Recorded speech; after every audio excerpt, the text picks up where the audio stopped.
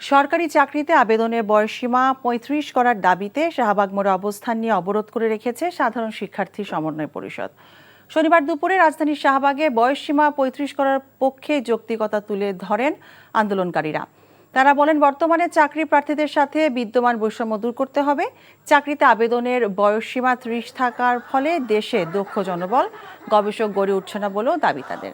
আন্দোলনকারীরা বলেন, চাকরিতে প্রবেশের কোনো বয়সসীমা থাকা উচিত নয়। চাকরির বয়স নির্দিষ্ট করে দীর্ঘদিন ধরেই মেধাবীদের সাথে বৈষম্য করা হচ্ছে। শিক্ষা ব্যবস্থার দিকে নজর না দিয়ে এমন বয়সসীমা নির্ধারণ অযৌক্তিক বলেও মন্তব্য করেন তারা। দাবি মেনে না নেওয়া পর্যন্ত তারা এখানে অবস্থান নেবেন বলে হুঁশিয়ারি করেন।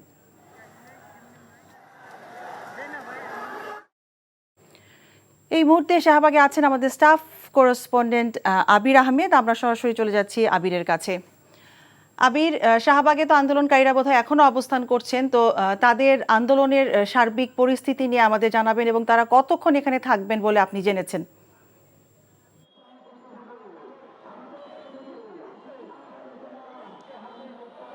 আপনি দেখতেই পাচ্ছেন এই মুহূর্তে এখানে কিন্তু অনেক আন্দোলনকারীরা অবস্থান নিয়েছেন। তাদের যেটি দাবি যে চাকরির বয়সসীমা ৩৫ করার জন্য তারা যে দাবিটি জানিয়েছেন, সকাল ১১টা থেকে এখন পর্যন্ত কিন্তু তারা এই শাহবাগের জাতীয় জাদুঘরের সামনে অবস্থান নিয়েছিলেন।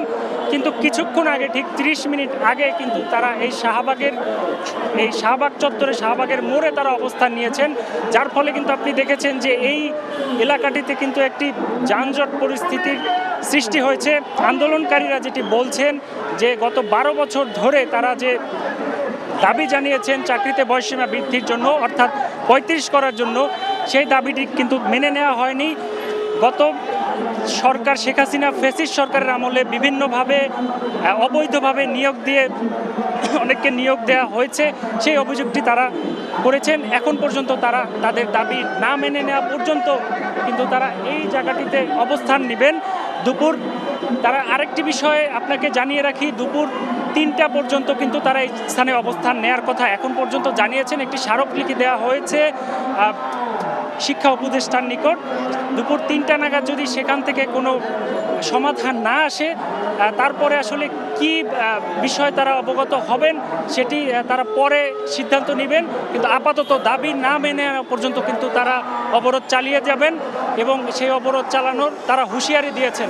এখন পর্যন্ত এই শাহবাগ এলাকা থেকে আমার কাছে এই ছিল সর্বশেষ।